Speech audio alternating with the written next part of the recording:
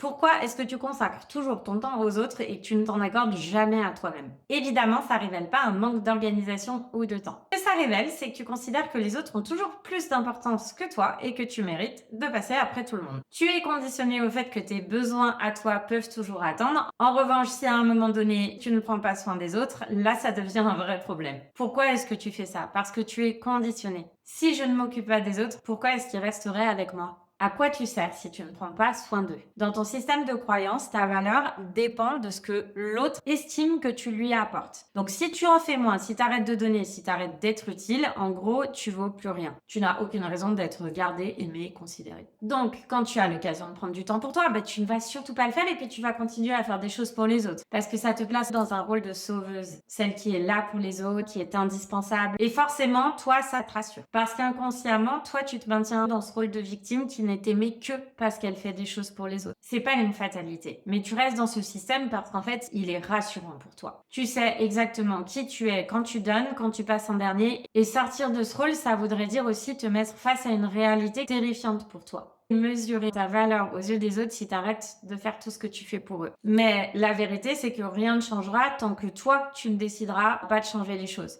Parce que tant que tu ne comprendras pas que ta valeur n'a rien à voir avec ce que tu donnes, mais avec ce que tu es, rien ne changera. C'est un travail qui peut être douloureux et qui peut faire peur. Avec des livres, des personnages qui peuvent t'accompagner dans cette réflexion, on peut comprendre pourquoi est-ce que tu agis comme ça et surtout déconstruire ce système. L'idée, c'est que tu apprennes à changer de posture, de regard sur toi-même et que tu puisses reprendre ta place dans ta vie.